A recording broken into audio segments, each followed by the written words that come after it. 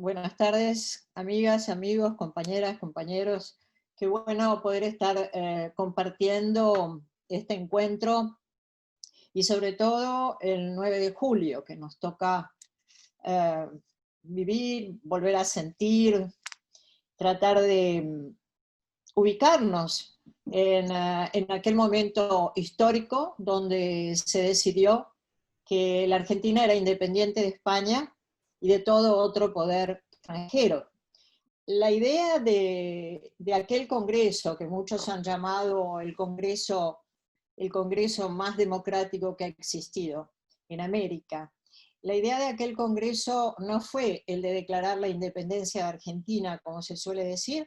Lo que se declaró fue la emancipación de las Provincias Unidas de Sudamérica, mostrando la Argentina como una vanguardia en una posición latinoamericanista.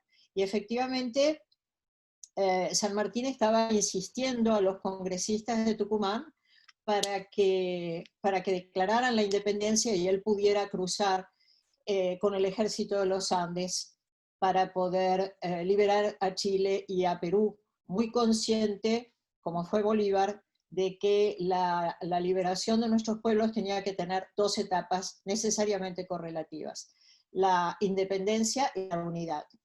Y sin embargo, ese concepto tan central de la unidad de América Latina, de la unidad de nuestra patria grande, fue soterrado, fue secuestrado por las oligarquías de todos nuestros países, y recién, durante 200 años, y recién durante la última década pudimos vivir, como le gusta decir a Cristina, nuestra segunda independencia, con esta extraordinaria forja de un bloque regional con una gran densidad política, gracias a que hubo también una unión, una unidad, una unidad ideológica, política, entre extraordinarios líderes de izquierda y progresistas, como fue el comandante Hugo Chávez, Fidel Castro, los dos gobiernos Kirchner, Lula, Evo Morales, Rafael Correa, etcétera, que pudieron volver a retomar el ideario de nuestros libertadores y que inspiraron a nuestra independencia.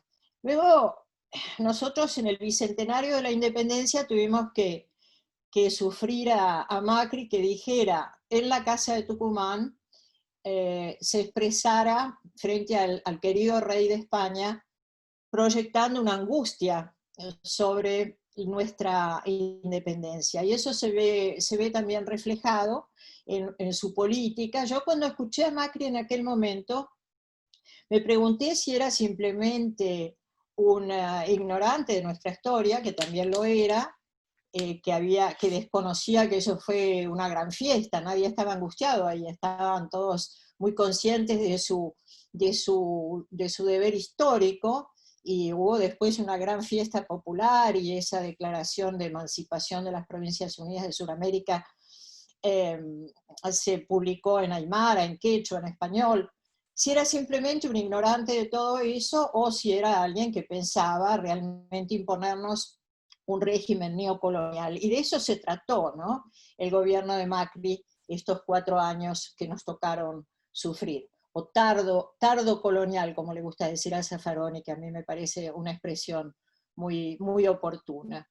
Y digo esto como introducción porque en realidad Malvinas, durante esa década a la que nos estamos refiriendo, eh, dejó de ser una causa nacional para convertirse en una causa regional, para convertirse en una causa global.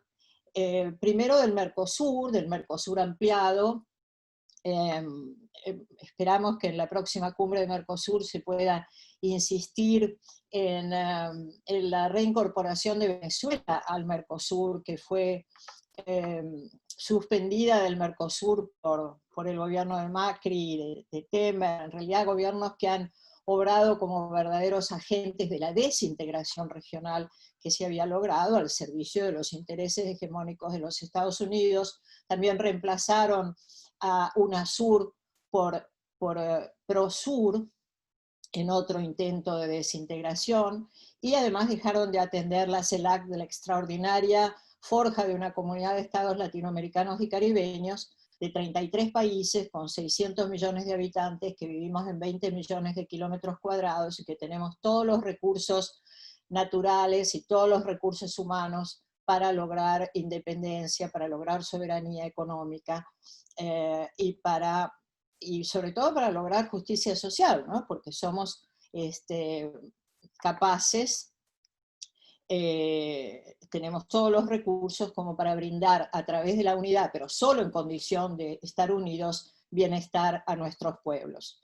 Nosotros tuvimos también durante esa década un logro extraordinario, que fue el rechazo del ALCA, acá entre nosotros, en Mar del Plata, que fue, como algunos lo califican, la derrota estratégica más importante de los Estados Unidos después de Vietnam. Realmente fue una derrota estratégica de los Estados Unidos y fue un triunfo muy importante de América Latina, y creo que estamos viviendo ahora a nivel regional la revancha del ALCA por parte de los gobiernos de derecha en la región y por parte, por supuesto, de aquellos que siguen el mandato de los Estados Unidos. Cuando me tocó ser embajadora en el Reino Unido, y creo que esto es tal vez lo más interesante que pueda compartir con ustedes de este extraordinario periodo, nosotros éramos muy conscientes de que no íbamos a poder negociar con el gobierno conservador de David Cameron, porque además el gobierno conservador, tanto el de Cameron como el de Boris Johnson, creen que Malvinas les puede redituar un rédito político como el que le reditó a Margaret Thatcher, ¿no? Recordemos que así como la dictadura militar argentina usó Malvinas para permanecer en el poder, recordemos aquel nefasto 30 de marzo, que hubo una movilización masiva en Plaza de Mayo contra la dictadura, en 1982, hubieron incluso 2 o 3 muertos, y a los 3 días Galtieri anunció que íbamos a la guerra por Malvinas con una gran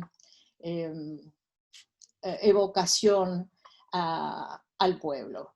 Entonces, así como la dictadura pretendió usar la guerra para mantenerse en el poder, también Margaret Thatcher evitó una negociación y a través de la victoria en Malvinas logró reelegirse. Porque Margaret Thatcher tenía el 3% de intención de votos en ese momento, y después de la victoria sobre Malvinas pudo reelegir. Así que así como nosotros nos libramos de la dictadura militar, ellos tuvieron el periodo de neoliberalismo, de capitalismo salvaje de Margaret Thatcher, que destruyó tantos beneficios laborales y sociales en el Reino Unido. Si nosotros pensamos en esa arquitectura supranacional que logramos en la década pasada, pensamos sabemos cuántos males se hubieran podido evitar. Por ejemplo, el Consejo de Seguridad de UNASUR tenía entre sus funciones la de preservar los recursos naturales de toda la región, y por eso se profundizó tanto en las resoluciones logradas en esa época con respecto a Malvinas, se profundizó en la cuestión de los recursos naturales, por ejemplo, notablemente las declaraciones del G77 más China, donde se hace especial hincapié en que la Argentina estaba perdiendo el uso y los beneficios de los recursos naturales en las Islas Malvinas. Y sin hablar de que también la UNASUR logró impedir 2 golpes de Estado, como recordamos, un golpe de Estado en Bolivia, que tenía los mismos protagonistas del golpe de Estado que finalmente lograron hacer recientemente en Bolivia, y un golpe policial en Ecuador. Y además la CELAC declaró, tal vez la más grande declaración que pueda tener un continente: América Latina, región de paz. Y bueno, todo esto pareció ir derrumbándose como un castillo de naipes. Yo debo confesar que nunca pensé que, por supuesto, que durante el gobierno de Macri o los gobiernos de derecha de la región podían perder actividad de estos organismos, pero no pensé que iban a lograr, como lograron, desarticularlos. Así que nuestra tarea ahora, y lo que podemos desear en este día donde pensamos y repensamos nuestra independencia y qué significa ser soberanos, creo que es un día de gran compromiso con la reconstrucción de un bloque regional, que es el único modo en que nosotros podamos tener soberanía política, independencia económica, justicia social. En esta época que me tocó estar como embajadora en el Reino Unido, era claro que no íbamos a negociar, como dijimos, ni siquiera a dialogar sobre la cuestión Malvinas con el gobierno conservador. Pero entonces nos planteamos el objetivo de trabajar desde otra plataforma de acción.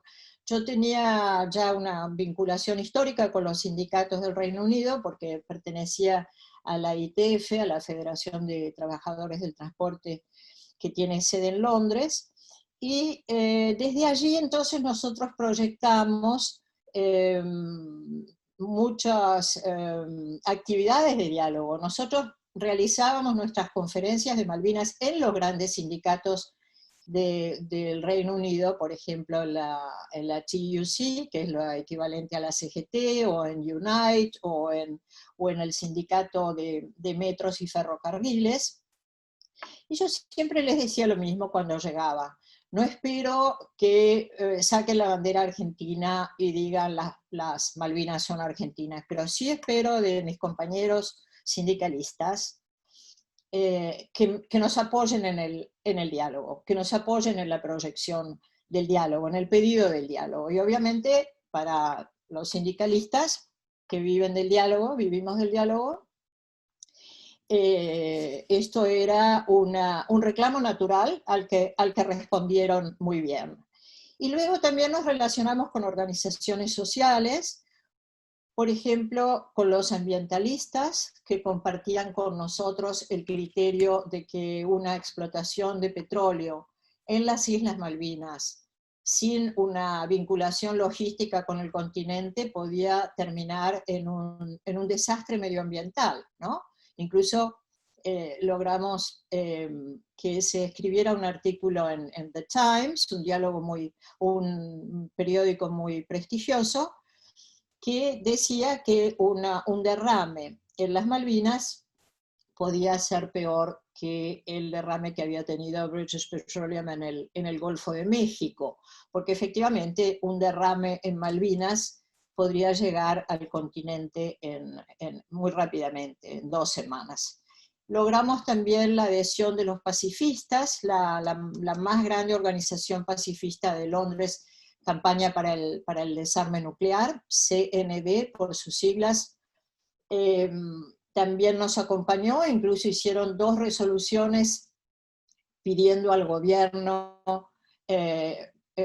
que no, digamos, acompañándonos en el reclamo contra la militarización en el Atlántico Sur, contra la nuclearización en el Atlántico Sur, muy conscientes de que nosotros tenemos una base militar que tiene casi 2.000 efectivos, buques de guerra, aviones de combate, tanques, misiles, un gran equipo de espionaje, en el cual estarán escuchando esta bonita y compartiendo esta bonita conferencia, y hasta un submarino con capacidad nuclear.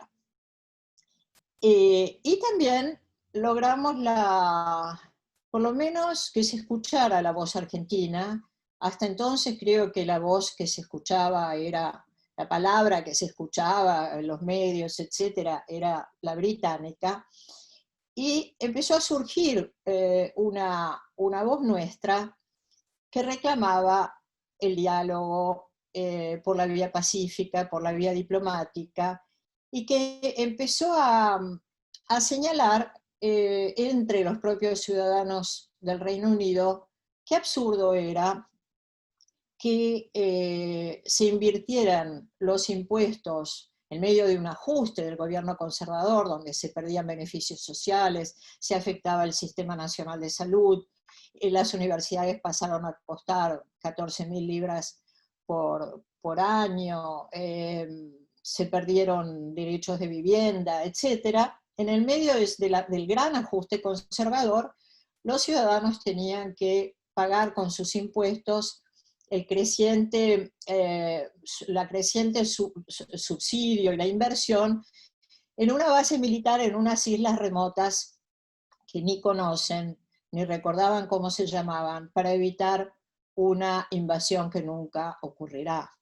Para eso nos tocó también explicar muchas veces que la Argentina nunca más iba a ir a la guerra por Malvinas. Y entre nosotros puede sonar extraño, pero para los británicos era una novedad, así como dicho, digamos, formulado como un discurso político, formulado como una campaña, eso constituía una novedad. Así como nosotros insistíamos mucho en la incorrección de que el gobierno británico hubiera negociado con una dictadura genocida y no estuviera dispuesto a negociar y no estuviera dispuesto a dialogar con un gobierno democrático y popular.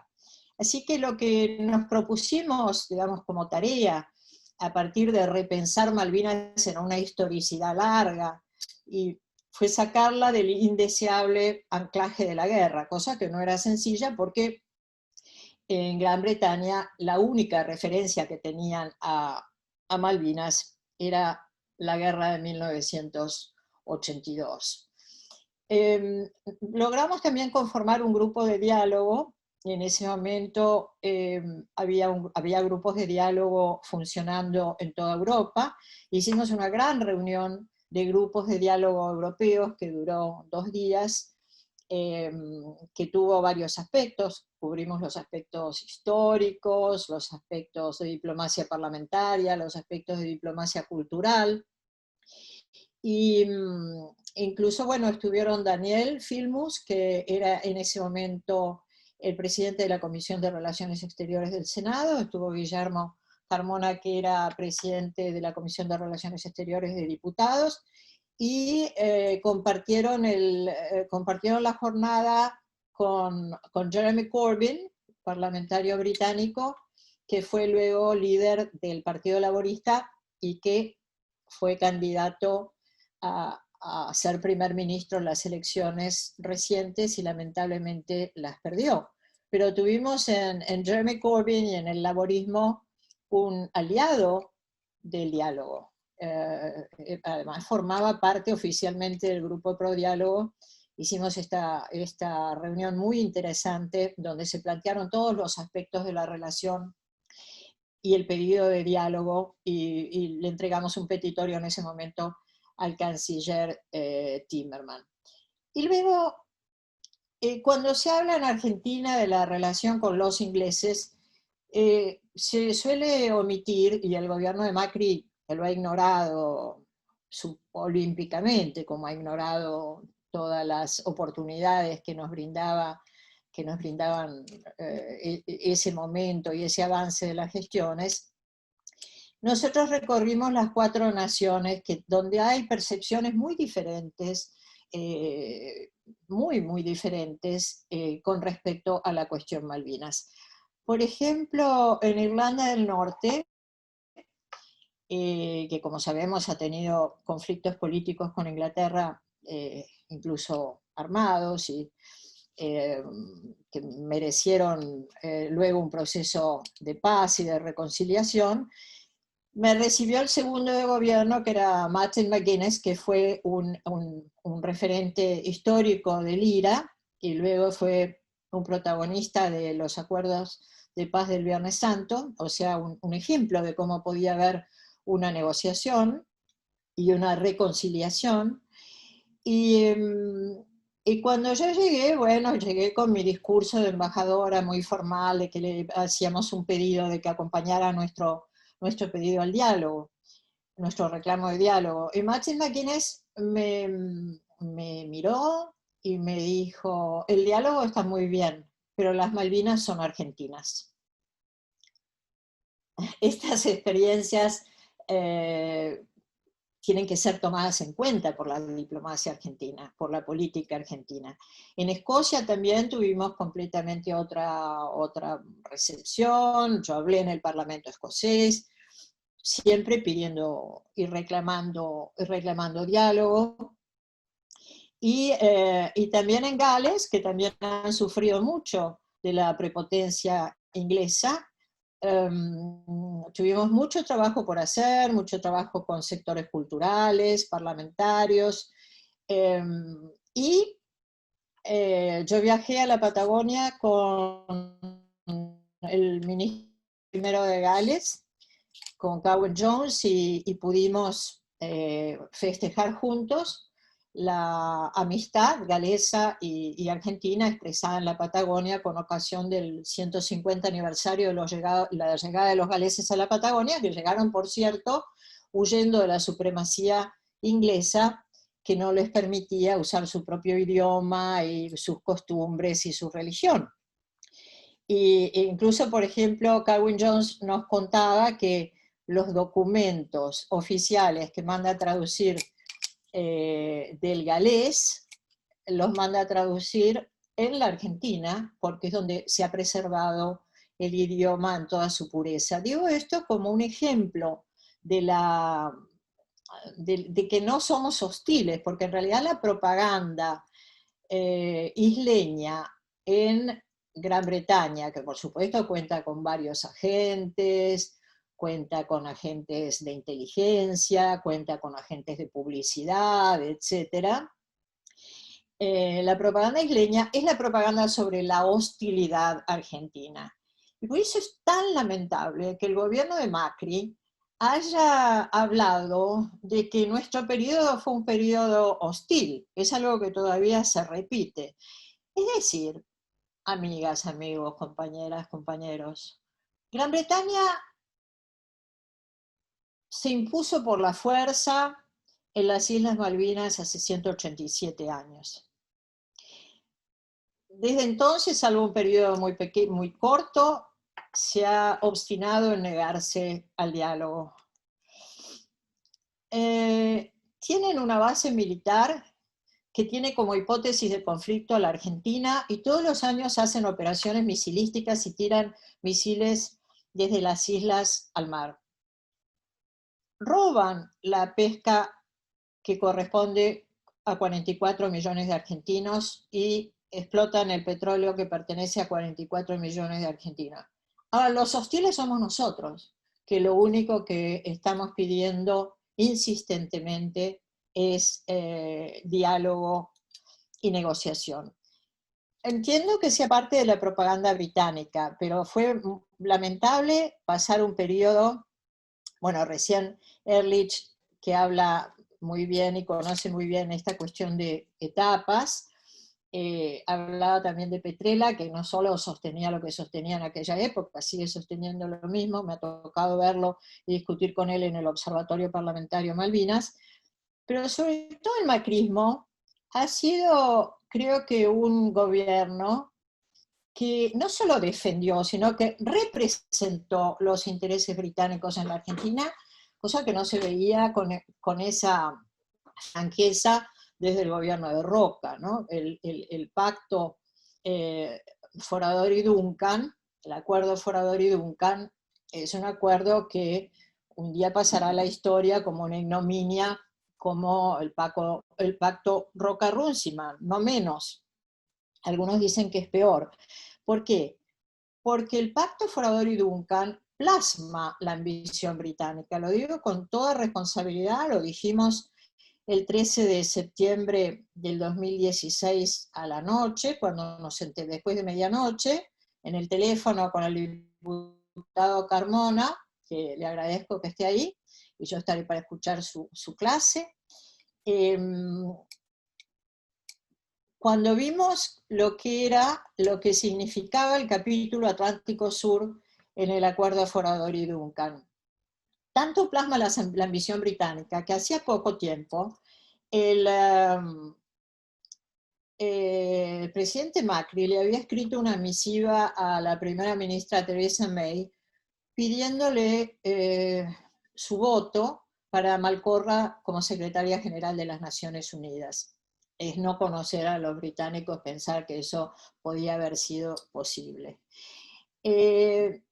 La primera ministra le contesta con toda franqueza: señor Macri, aprecio su misiva, el Reino Unido nunca revela anticipadamente su voto, por supuesto votaron en contra, pero aprovecho la ocasión para decirle que me gustaría que usted remueva todos los obstáculos para la explotación petrolera en las islas y además se sume un vuelo desde terceros países a las islas.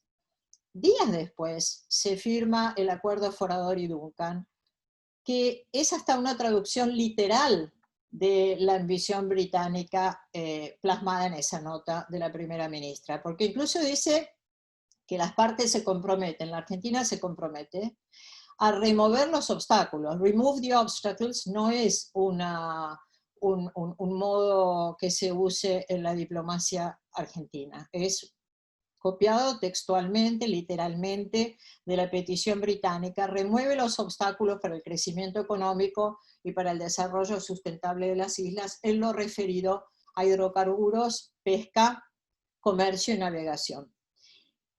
Y luego siguió el cumplimiento del acuerdo. Se dieron bloques petroleros a empresas británicas que habían operado en Malvinas, contrariando la resolución 3149 de la que habló Uriel antes, por la cual ninguna de las partes pueden innovar hasta que no esté resuelta la controversia de soberanía. Y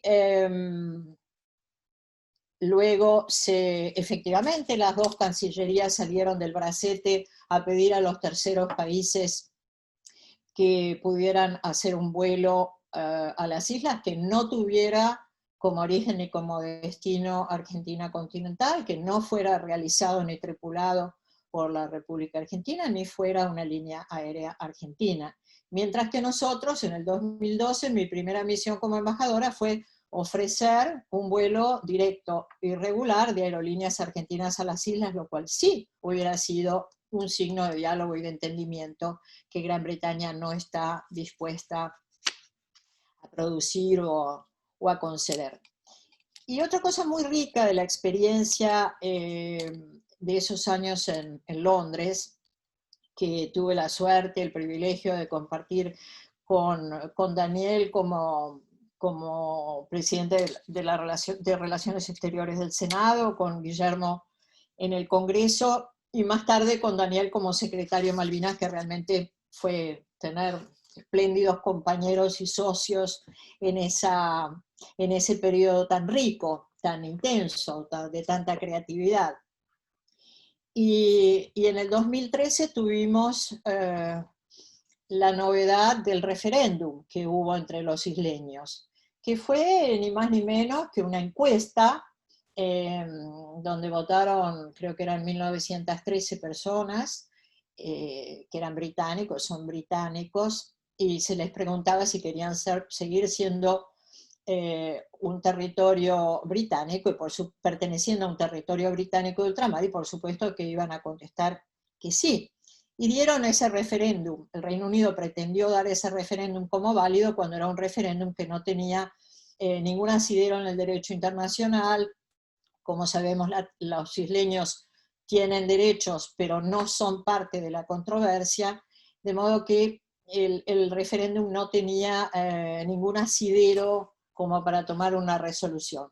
Entonces nosotros mandamos una carta explicando esto desde la embajada a los parlamentarios, a todos, House of Commons, House of Lords, y tuve algunas respuestas insólitas que están registradas en este librito de Diálogos por Malvinas, que está en la página de la Cancillería, volvió a estar porque la habían bajado, y uno de los lords me contesta, voy a leer una parte: Su Excelencia, muchas gracias por su carta, esta es la traducción, ¿no? Por supuesto. Muchas gracias por su carta indicando las intenciones de su gobierno con respecto a su política sobre las Islas Malvinas. Estoy completamente de acuerdo con lo que dice si de algo vale. La conexión histórica de mi familia con las islas en el siglo XVII es curiosa y muy poco conocida o entendida en Gran Bretaña.